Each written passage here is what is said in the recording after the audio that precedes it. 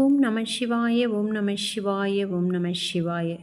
திருச்சிற்றம்பலம். இந்த உலகில் வாழும் அனைத்து உயிரினங்களுக்கும் எனது இறைவன் அருள் பெற்ற ஆத்ம வணக்கம். இறைவா, எதற்காக நான் இந்த பதிவை இடுகிறேன் என்பது எனக்கு ஒன்றுமே புலப்படவில்லை. இருந்தாலும் எனது மனம் ஏதோ ஒன்றை கூற முற்படுகிறது. அது மட்டும் நன்றாக தெரிகின்றது.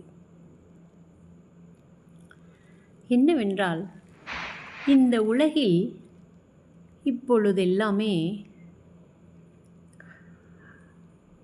நிறைய என்ன சொல்வது, ஒரு 100 மடங்கு என்றால் அந்த 100இல் 95 மடங்கு மனிதர்கள் மிகவும் நல்ல மனிதர்களாக தான் இருக்கின்றார்கள். ஏதோ ஒரு 5% மட்டுமே கொஞ்சம் எண்ணங்கள் மாறுபட்டு இருக்கின்றது என்று கூட சொல்லலாம். ஆனால் இந்த 95% மனிதர்கள் இருக்கிறார்கள் அல்லவா, அவர்கள் என்ன சொல்வது, பணம் என்ற ஒன்றை வைத்துக்கொண்டு எல்லோரும் அப்படி கூறிவிட முடியாது. யாரோ ஒருவரை, அதிலும் குறிப்பாக சொல்லப்போனால் நிச்சயம் நல்ல மனிதர்கள் எவர்களுமே மற்றவர்களை குறை சொல்ல மாட்டார்கள். ஏனென்றால் அவர்களுக்கு அது வேலை அல்ல. அவர்கள் உண்மையாகவே இந்த உலகிற்கு நாம் வந்த வேலைகளை செய்துவிட்டு போக வேண்டும் என்று எண்ணியவர்கள் யாவரும் அப்படி அந்த வேலைகளை செய்ய மாட்டார்கள். எதற்காக நான் இதை சொல்லுகிறேன் என்றால், அவர்கள் பணமோ பணக்காரரோ ஏழையோ அதெல்லாம் நமக்கு தேவை கிடையாது. மற்றவர்களை யாராக இருந்தாலும் குறை கூறுவதை தவிர்ப்பது மிகவும் சிறந்தது. ஏனென்றால், நாம் இன்று ஒருவரை குறை கூறுகிறோம் என்றால் பின்பு நமக்கு அந்த குறை நிச்சயம் அது நம்மளை தேடி வந்தே ஆகும். நாம் எதை விதைக்கிறோமோ அதை தானே அறுவடை செய்வோம். நெல்லை விதைத்தாய், தேங்காயைவா அறுவடை செய்ய முடியும்? நெல் தானே அறுவடை செய்ய முடியும். அதுதானே உண்மை.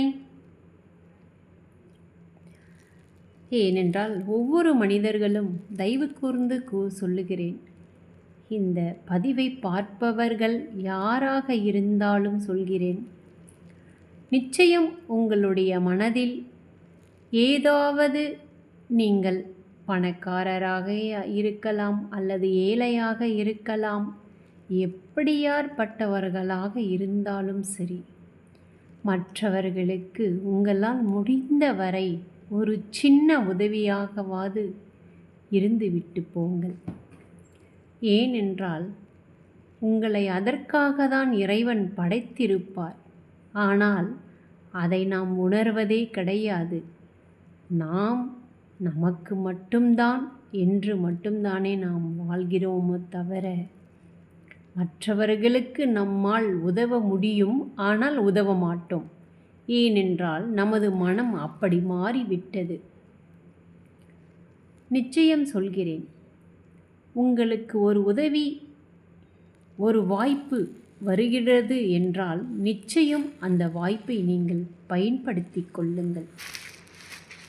யாரோ ஒருவர் உங்களிடம் வந்து ஒரு வேளை சாப்பாடு வாங்கி கொடுங்கள், பசிக்கிறது என்றால் நிச்சயம் அதை செய்யுங்கள்.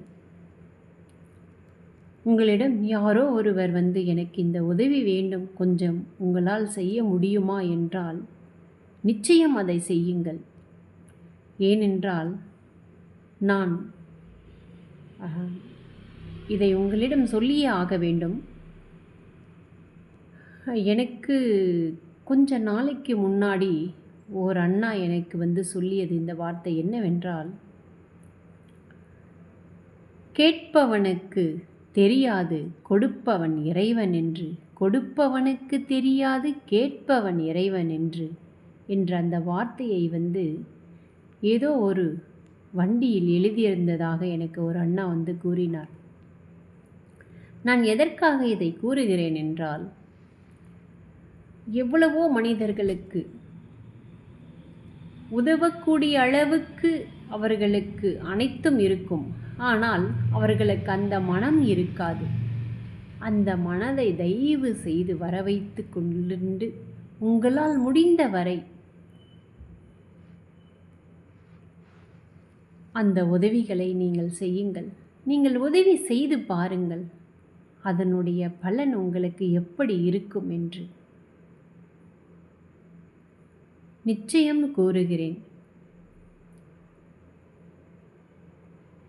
யாராவது உங்களை உதவி என்று கேட்டால் நீங்களாக போய் செய்ய வேண்டாம்.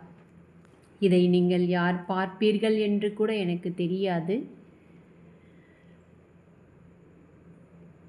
நீங்களாக போய் செய்ய வேண்டாம். உங்களை யாராவது ஒருவர் தேடி வந்தால் அவர்கள் என்ன உதவி கேட்கிறார்கள் என்று பார்த்து அந்த உதவியை உங்களால் முடிந்த அளவு நீங்கள் செய்ய பழகுங்கள். ஏனென்றால் கொடுப்பவன் நிச்சயம் கெட்டுப்போவது கிடையாது.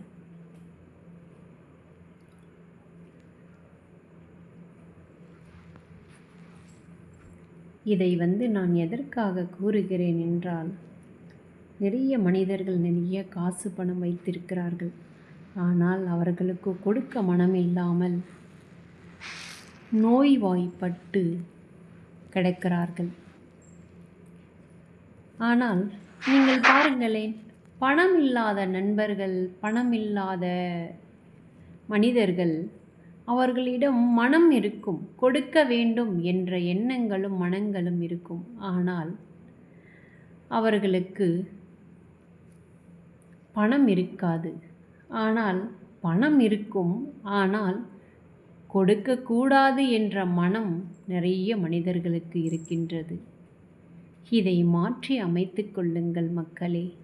தயவு கூர்ந்து கூறுகிறேன், நீங்கள் ஒரு ரூபாய் நீங்கள் கொடுத்தால் கூட அது அவர்களுக்கு ஏதோ ஒரு ரூபத்தில் நிச்சயம் பெரிய உதவியாக இருக்கும். ஓம் நம சிவாய. எனக்கு இதை கூற வேண்டும் என்று தோன்றிற்று. அதனால்தான் நான் இந்த பதிவை கூறியிருக்கிறேன். இதை நீங்கள் எப்படி எடுத்துக்கொள்வீர்கள் என்று எனக்கு தெரியாது. எதுவாயிருந்தாலும் நன்மைக்கே. ஓம் நம சிவாய.